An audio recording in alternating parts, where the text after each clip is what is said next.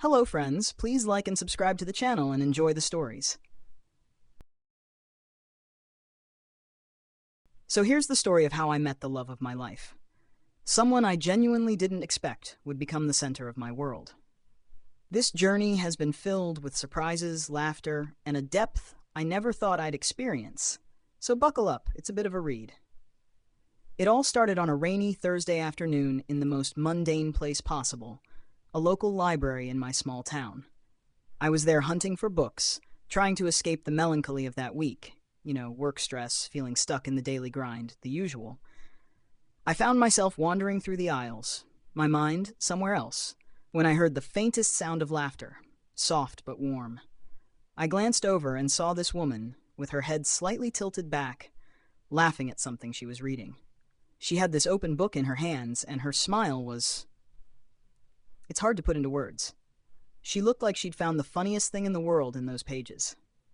Intrigued, and if I'm being honest, completely enchanted, I started browsing the same section.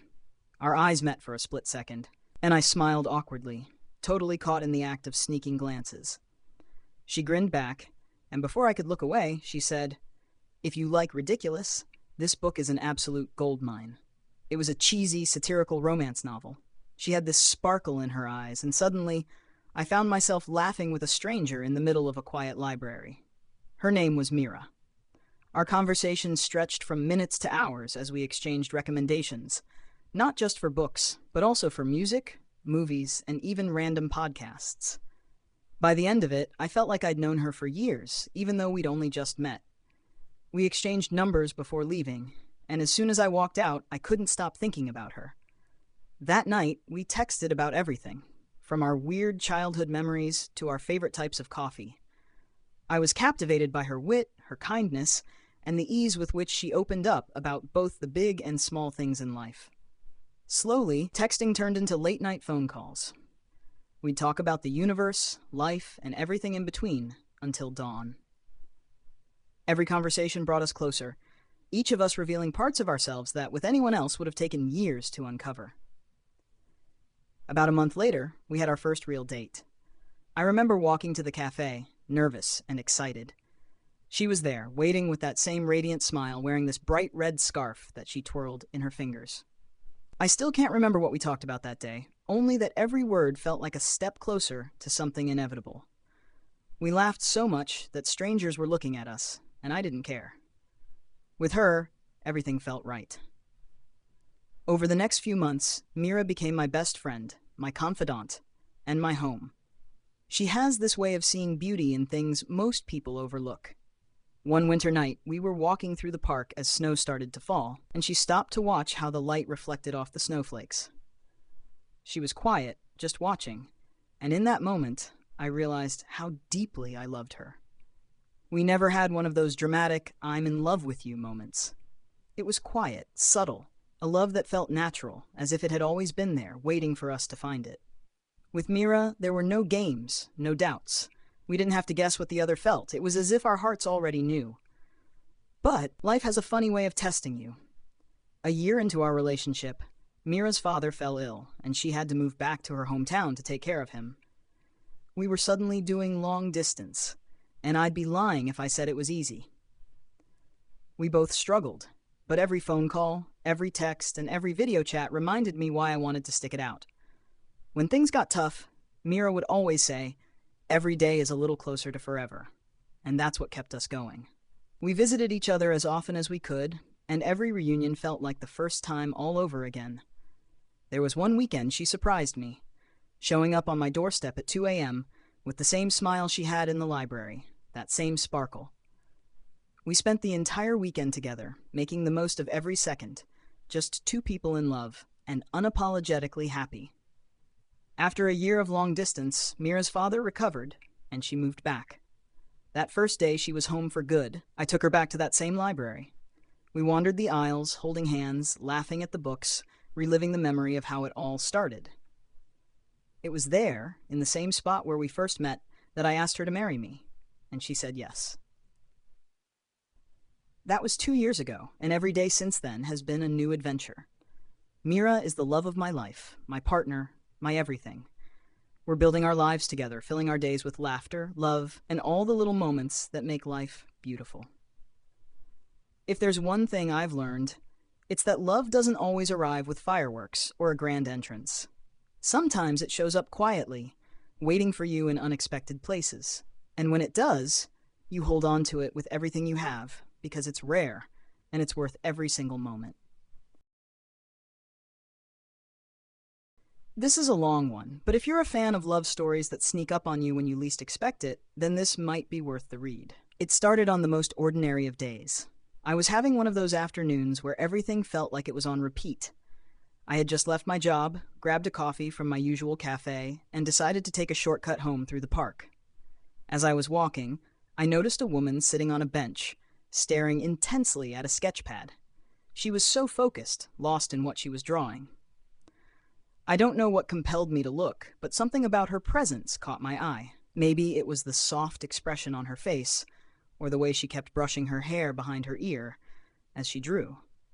I didn't want to be creepy, so I kept walking, but I couldn't shake the feeling that I should go back. Just say something. For some reason, I turned around and went back to the bench. She looked up as I approached, her eyes warm and welcoming, and smiled as if she'd been expecting me to say something. I was too nervous to think straight, so I just blurted, "What are you drawing?" She laughed a little, clearly amused. "A random tree," she said, shrugging. "But I've drawn it 3 times, and I think I still hate it." I laughed, and that was enough to start a conversation. Her name was Elise. We started talking about art, then life, then everything in between. What amazed me was how easy it was to talk to her, how naturally we moved from one topic to another. She had a kindness that made me feel comfortable, and a sense of humor that made me laugh until my cheeks hurt.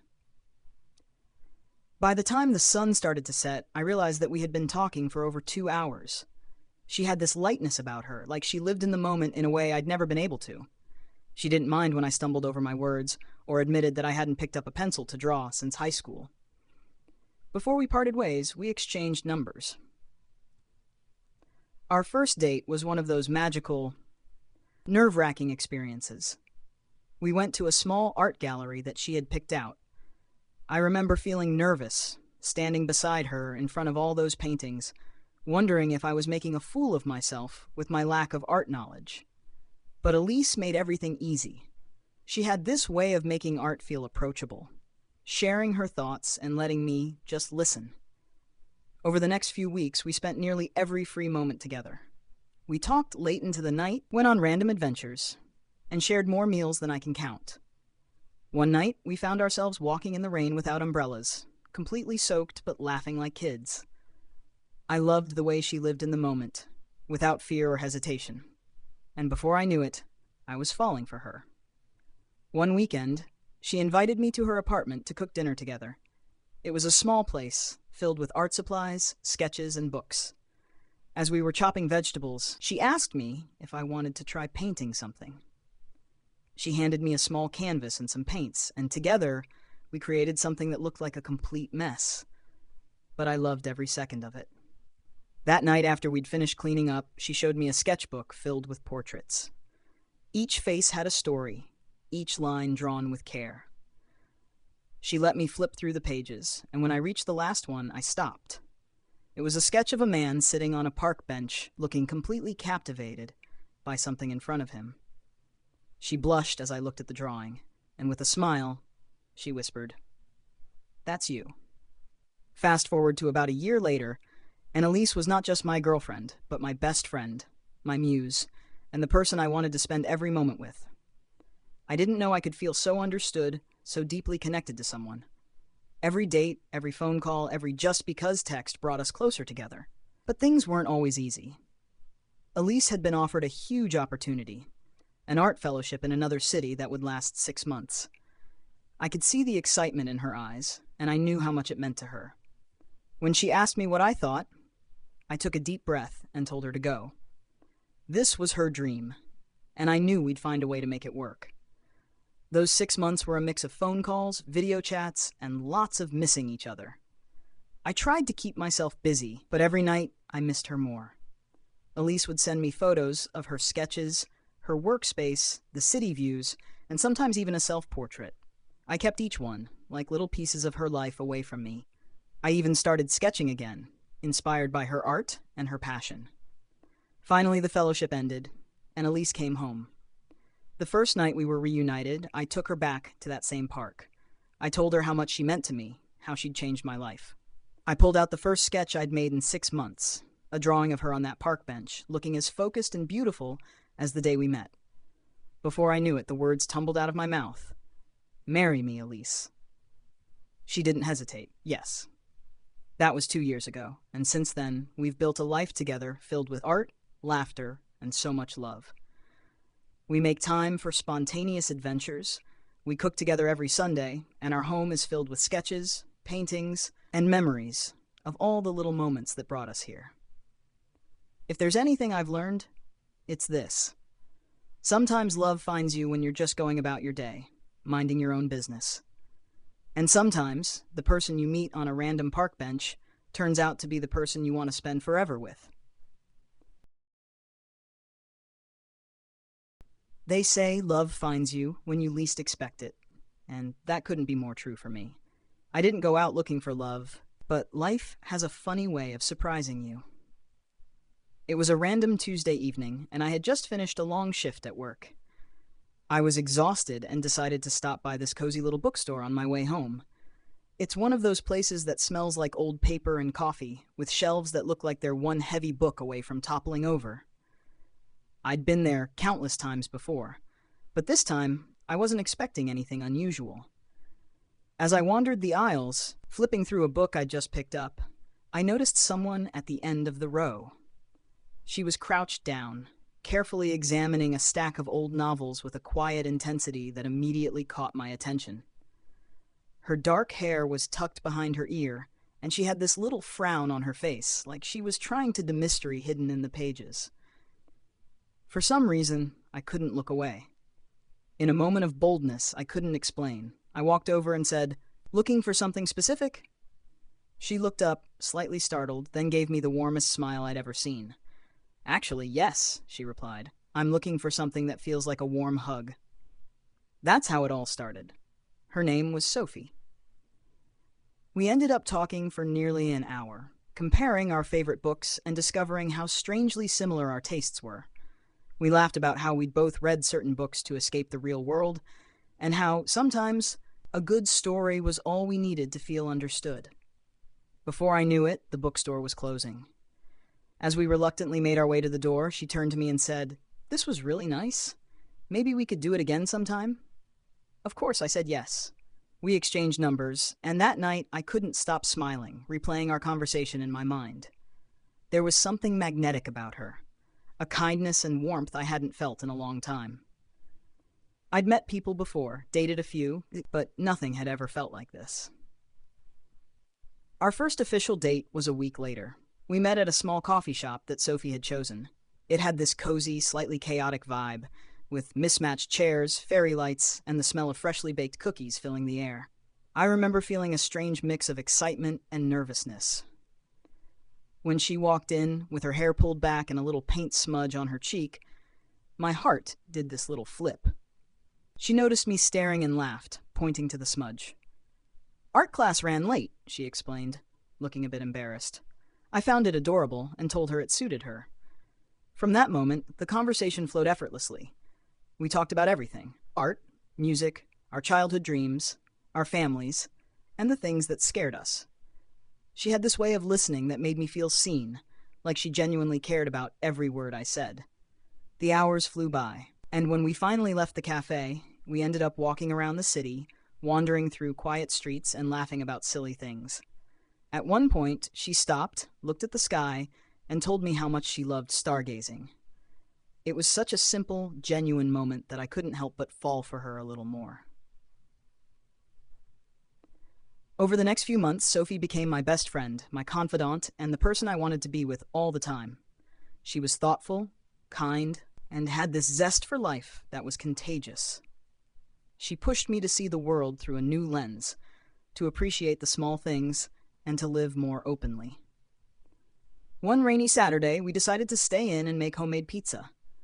The kitchen quickly turned into chaos, with flour everywhere and us laughing like kids. She ended up with tomato sauce on her nose, and I teased her about it as we tried to save our disaster of a pizza. We ate it anyway, sitting on the floor with mismatched slices and talking about our dreams. That's when I knew. I knew I loved her.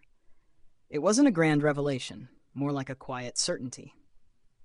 But life, as it often does, threw us a curveball.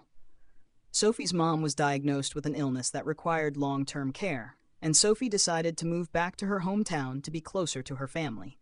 She was heartbroken, torn between staying with me and being there for her mom. I tried to be supportive, but I'd be lying if I said it didn't hurt. We spent hours talking about how to make it work long distance. I remember her telling me, "If it's meant to be, we'll find a way." And I held on to that. The months that followed were challenging. The distance was hard, but we stayed connected through late-night calls, surprise visits, and endless texts.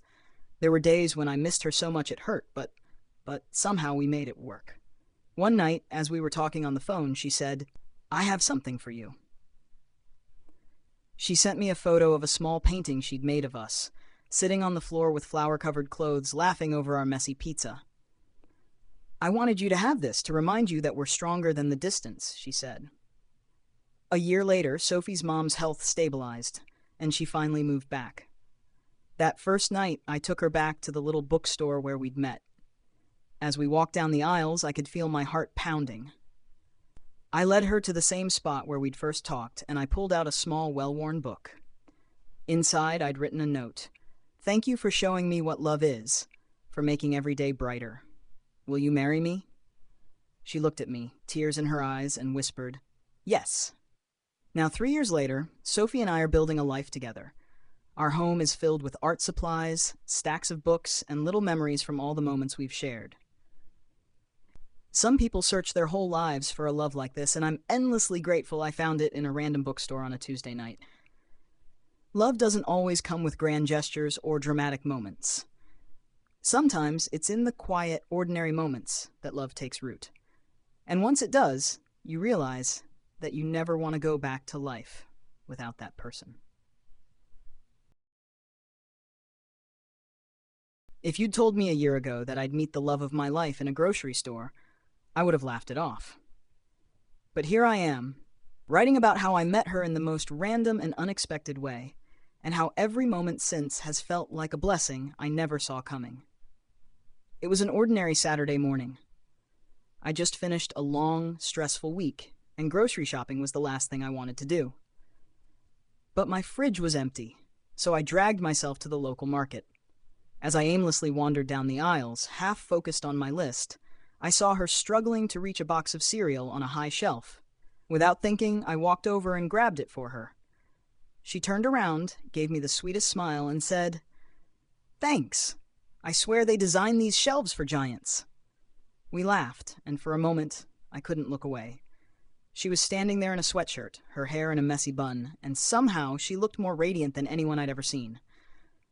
I don't know what came over me, but I introduced myself, and to my surprise, she didn't look away. Her name was Emily. After a few minutes of casual chit-chat, we found ourselves walking together, making our way through the aisles, as if we'd done this 100 times before. We talked about the weird things on our grocery lists, our favorite foods, and how we both loved finding recipes to try, but rarely had the time to cook. Before we knew it, we'd been standing in the frozen food section for almost an hour. People were giving us strange looks, but I didn't care. I hadn't felt this comfortable with someone in years. Just as we were about to go our separate ways, Emily asked, "Want to grab coffee sometime?" I tried to hide how surprised I was.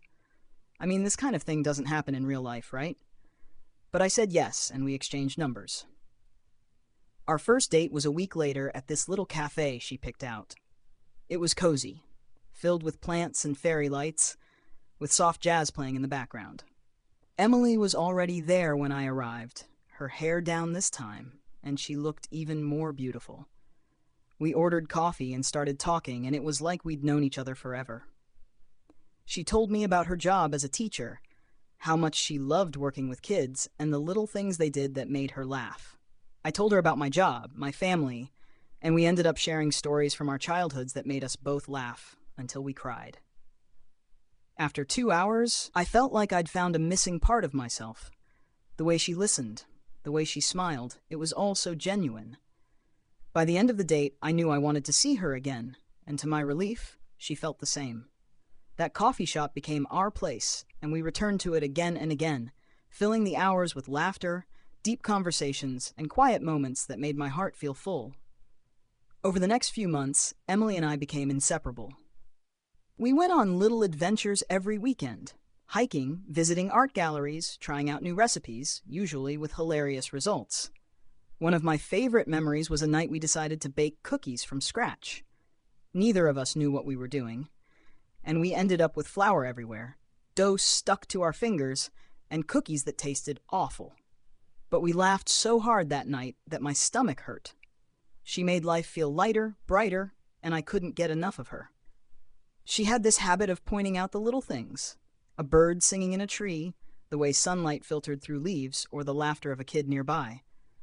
Being with her made me see the beauty in ordinary moments, things I would have normally overlooked. I felt more present, more alive, in every second we spent together. One weekend, we decided to go on a spontaneous road trip to a town neither of us had been to. We spent the entire drive singing along to old songs, stopping at random spots to take pictures and talking about our dreams for the future.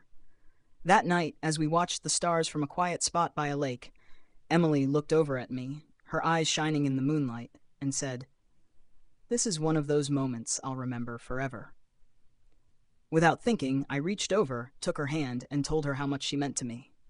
I told her that I didn't know how I got so lucky to meet her, but that I was grateful every day. She squeezed my hand, her smile soft and genuine, and whispered, "I feel the same." We'd been together for about a year when I started thinking about proposing.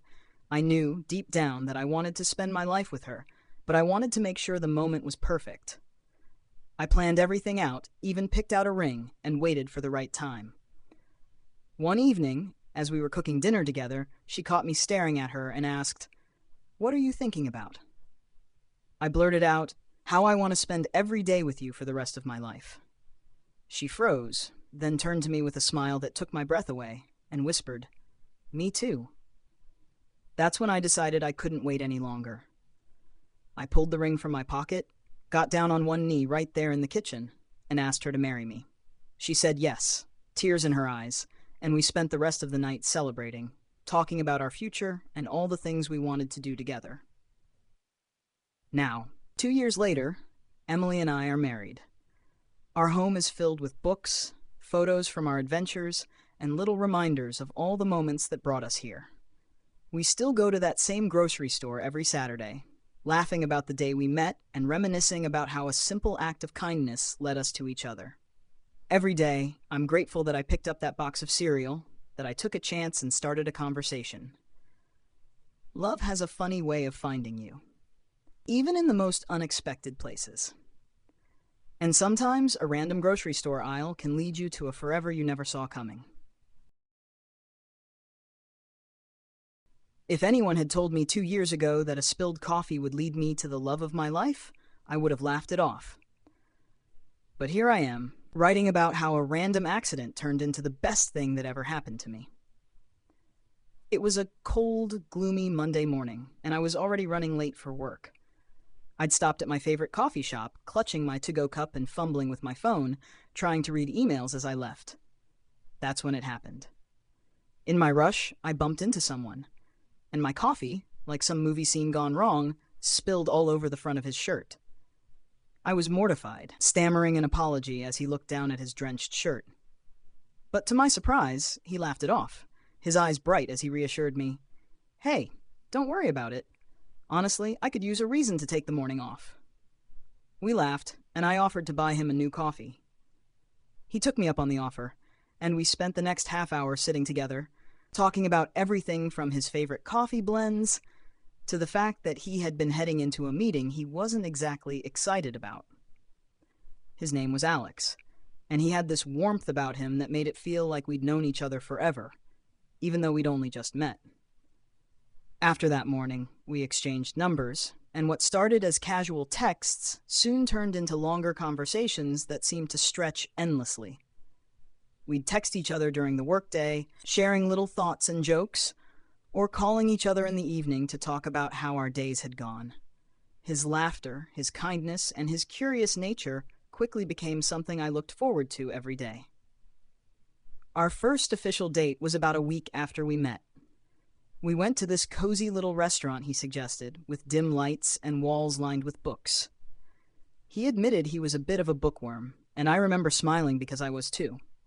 We talked for hours that night, laughing over shared interests, swapping childhood stories, and diving into deeper topics than I'd ever expected on a first date. It felt like I was peeling back layers of him, each one revealing someone even more intriguing, compassionate, and open than I'd realized. By the time we left, I knew I wanted to see him again, and not just once, but over and over. That became our pattern. We went on long walks through the city, exploring hidden corners and quaint shops. We'd end up having picnics in the park on lazy Saturday afternoons, sharing our favorite sandwiches and laughing about everything and nothing at all. He introduced me to new books, new music, and even inspired me to pick up a sketch pad again after years of neglecting my art. There was something magical about being with him, like he opened up the world in ways I hadn't noticed before. Every ordinary moment felt extraordinary with him by my side. Then came one of my favorite memories, our first trip together. We both had a long weekend off, so we decided to go camping. Neither of us was particularly outdoorsy, but we figured it would be an adventure.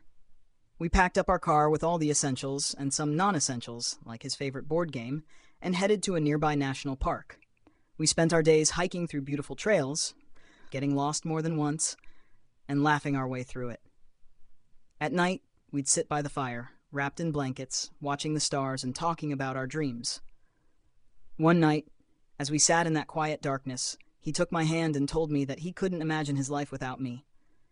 In that moment, with the stars overhead and the cool air around us, I felt a certainty I'd never felt before. I knew I loved him. It wasn't just a feeling. It was a realization that had been growing in my heart since the day we met. Life wasn't always perfect, of course. We had our share of ups and downs. I remember one particularly difficult period when he was facing a lot of stress at work, struggling with a big project that was overwhelming him. I could see how it weighed on him, and it broke my heart to see him so down. I did my best to support him, whether it was making him dinner when he got home late, or just listening to him vent. During that time, he once told me, "I don't know what I'd do without you." I realized that, for both of us, our relationship wasn't just about the easy, happy moments. It was about being there for each other, through everything, even the difficult days.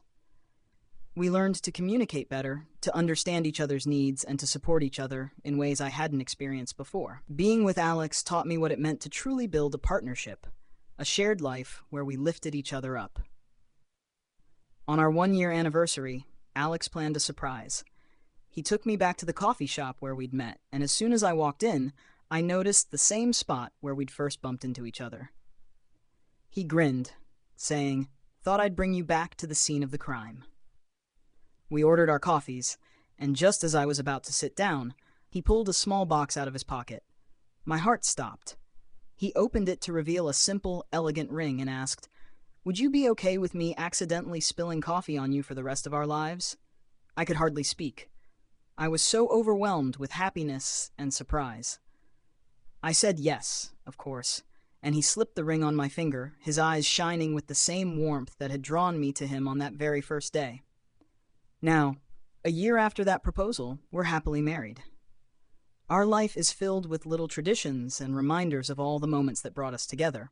We still visit that coffee shop every anniversary, and every time I catch a glimpse of my ring, I think about the chance meeting that changed my life forever. Being with Alex has shown me that love isn't always about grand gestures or perfect moments.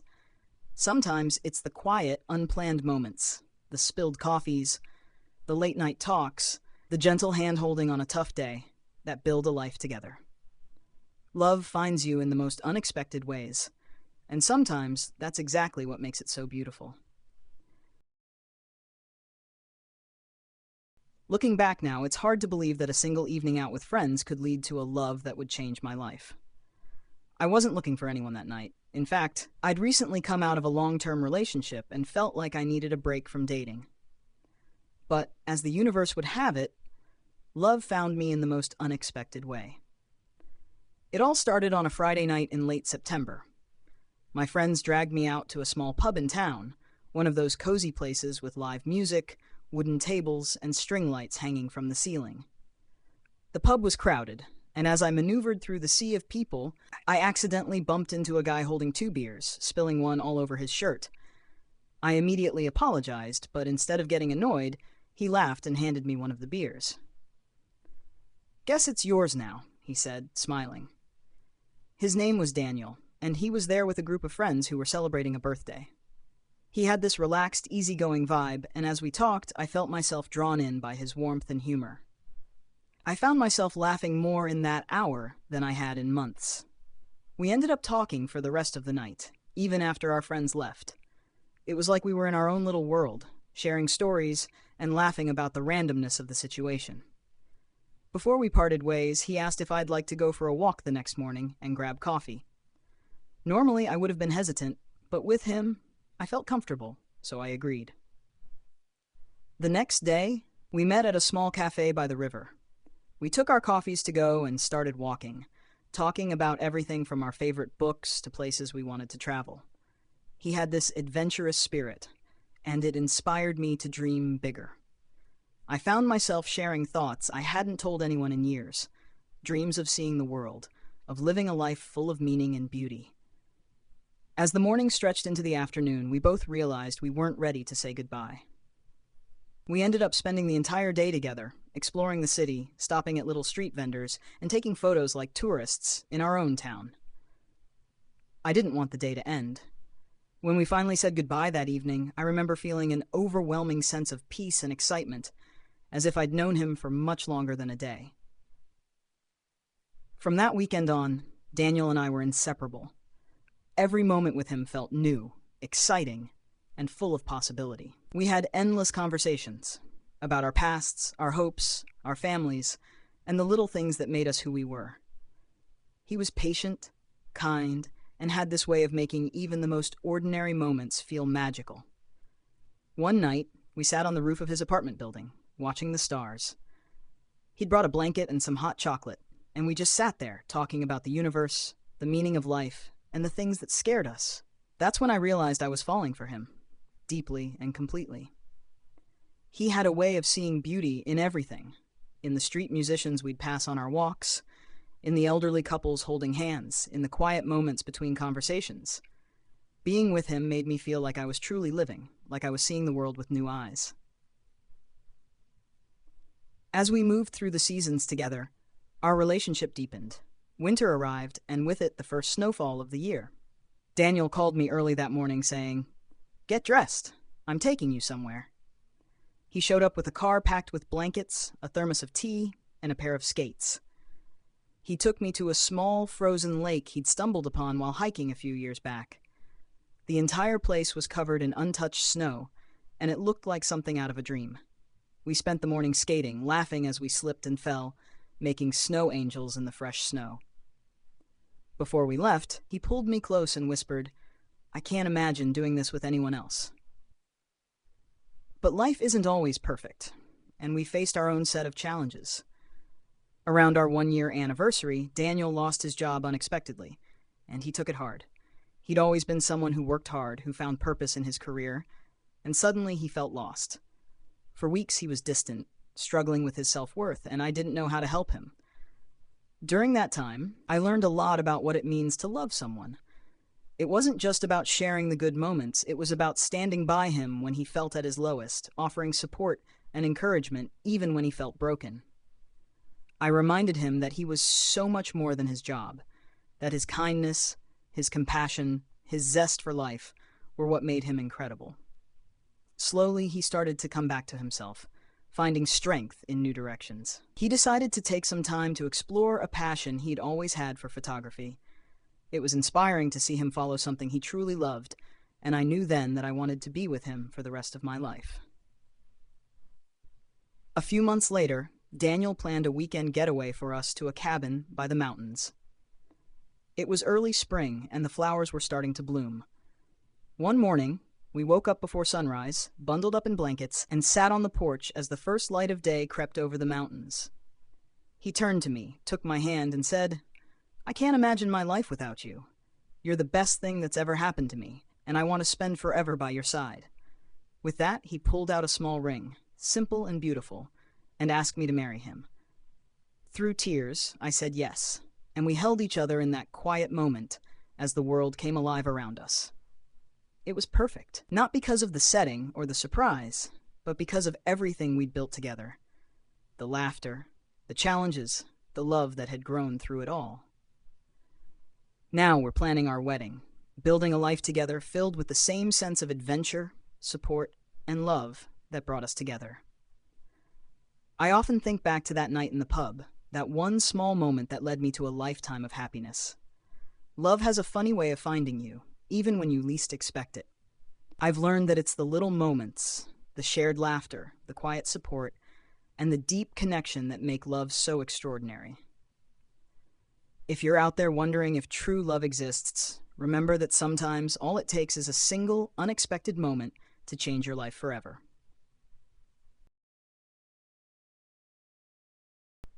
I'll never forget the day I met her.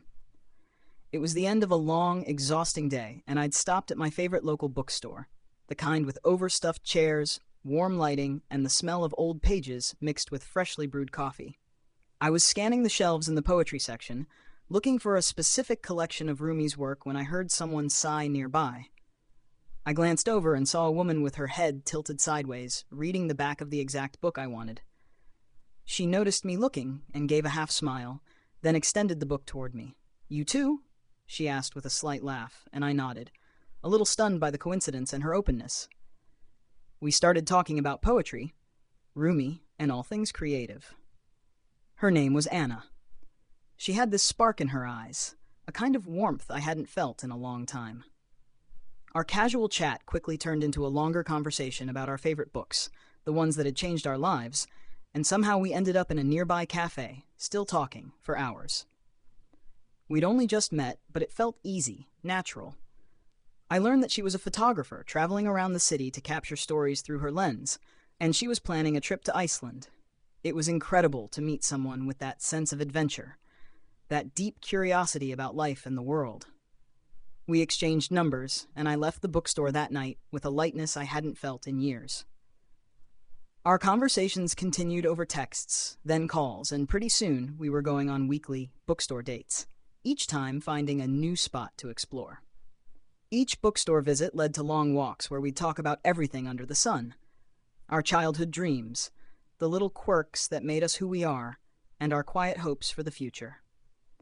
One rainy Saturday, we wandered through an old part of the city and stumbled upon a hidden garden tucked behind a row of buildings.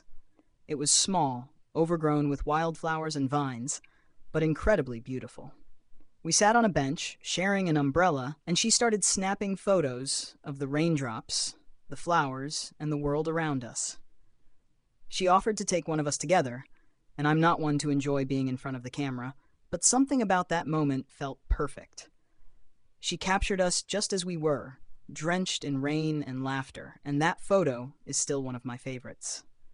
That night, we talked until dawn. She shared stories about her family, her dreams of publishing a photography book, and the places she wanted to visit. I could feel my heart slowly opening up in a way it hadn't in a long time. I realized then that I was falling for her. Not in a sudden, all-at-once kind of way, but gradually, like a quiet, steady unfolding. Months passed, and Anna became my best friend, my confidant, my favorite part of every day. She'd surprise me with little notes tucked into my bag with lines from our favorite poems or tiny sketches she'd doodle on napkins. We had so many small traditions that brought us closer.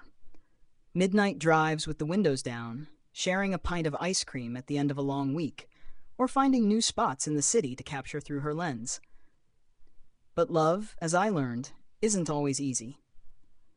About a year into our relationship, Anna got an offer for a job with an international magazine that would take her around the world. It was her dream come true, and I knew I couldn't hold her back. We talked for hours about what it would mean for us, and ultimately, she decided to take the job.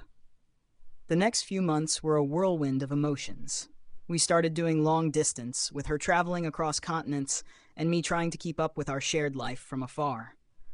We'd video chat at odd hours, sending each other photos and letters, keeping each other close despite the distance.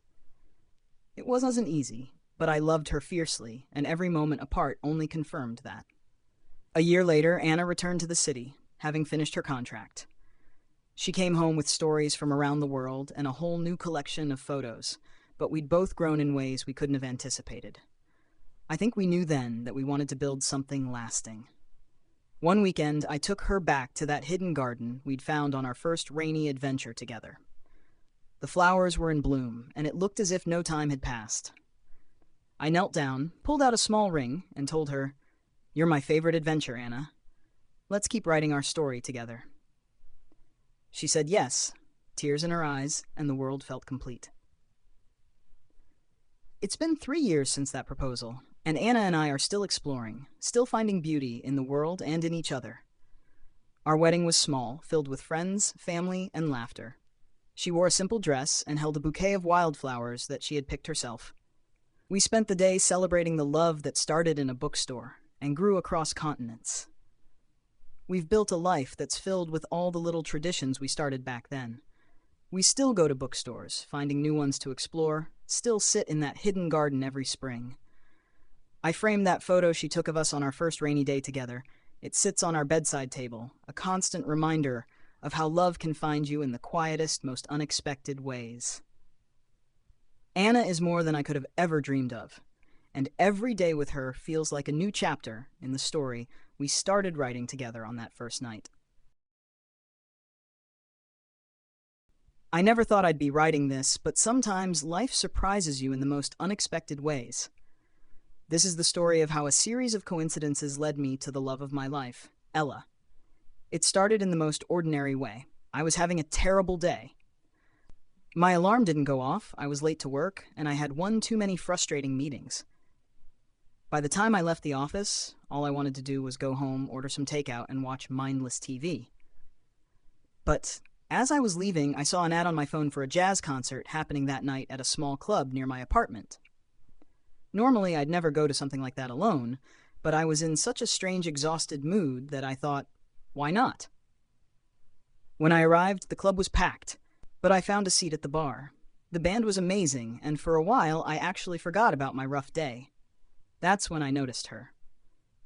Ella was sitting at a table near the stage, tapping her foot to the rhythm and totally immersed in the music. She was breathtaking. Not just beautiful, but with this radiant joy that made it hard to look away. I caught myself staring and quickly looked down, embarrassed. But then, I heard someone laughing softly. I looked up to see Ella smiling at me, a little amused. She waved, gesturing for me to join her table, and in a moment of boldness, I did. We started talking, and I don't even know how it happened, but our conversation flowed so naturally. We went from jazz to books to travel dreams, and suddenly it was like the rest of the world had faded away. She had this warmth and openness that made me feel like I'd known her forever. After that night, we exchanged numbers and started meeting up regularly. Coffee dates turned into weekend brunches, and soon enough, we were exploring every corner of the city together. We discovered the hidden trails in the parks, late-night diners with the best pie, and little art galleries that felt like our own secret spots. Every moment with her felt like magic. Even the simplest things, like sharing a pizza on the floor of her apartment or going grocery shopping, felt special when I was with her. Ella was a photographer, and she had this way of seeing the world through a unique lens. She'd take photos of everyday scenes, a couple laughing on a bench, a dog sleeping by its owner's feet, even the raindrops on windows. With her, I learned to notice all the little details I'd often overlook, and it made me appreciate the world in a whole new way. As we grew closer, I felt like my life was transforming. I'd always been somewhat closed off, but Ella helped me open up in ways I didn't think were possible. I remember one winter evening when the first snow started falling. We were sitting on her balcony, wrapped in blankets, drinking tea, and she just looked at me and asked, "What's the one thing you're most afraid of?" Normally, I would have dodged a question like that, but with her, I felt safe. I told her about my fear of not being enough, of letting people down, of living a life that didn't mean anything. She listened quietly, then took my hand and said, "You're already more than enough, and you mean the world to me." That was the moment I knew I was falling in love. One weekend, we decided to take a spontaneous road trip. We packed up her old station wagon with snacks, a few clothes, and her camera gear. No plan, no destination, just the open road. We drove for hours, playing our favorite songs, stopping at little diners, and talking about everything and nothing. We ended up in this small lakeside town just as the sun was setting, casting the sky in shades of orange and pink. We sat by the lake, watching the sunset, and it felt surreal, like a scene out of a movie. She took a picture of me staring out over the water, then leaned her head on my shoulder. We stayed like that until the stars came out, wrapped in each other, and the stillness of the night. That memory is burned into my heart. But love isn't always easy. A few months later, Ella was offered a job opportunity overseas, a photography project she'd been dreaming of for years. She was hesitant to bring it up, afraid it would put a strain on our relationship, but I could see how much it meant to her. I encouraged her to go, even though the thought of being apart was painful. We decided to try long distance, and it was harder than I ever imagined. We'd video call as often as we could, and she'd send me photos from her travels. She'd tell me stories about the people she met, the places she visited, and I could see how much she was growing, how much this experience was changing her. It wasn't easy, but our love only grew stronger with each passing day. About 6 months later, she returned, and I'll never forget the moment I saw her at the airport. She ran into my arms, and it felt like we'd never been apart. We decided then and there that we wanted to build a life together. Not long after, I planned a surprise for her. I took her back to that same jazz club where we first met. They were playing the same song we'd heard that night, and as the band played, I got down on one knee and asked her to marry me. She said yes, tears in her eyes, and in that moment, everything felt perfect. Now, years later, Ella and I are still adventuring together. We're building a life filled with love, laughter, and all the little things that make life beautiful. She still takes photos of the world around us, capturing every little detail. We've made our own traditions. Sunday mornings spent at the farmer's market, cooking dinner together while our favorite records play, and late-night walks under the stars. When I look back on our story, I'm still amazed at how a chance decision to go to that jazz club led me to the love of my life. Sometimes, love finds you in the most unexpected places, when you're not even looking. And when it does, hold on to it with everything you have, because it's rare and it's beautiful, and it's worth every single moment. Thank you for reading our story. I hope it reminds you that love has a way of finding us when we least expect it, in the most surprising places. Never stop believing in the magic of those small everyday moments, because sometimes they turn out to be the most extraordinary of all.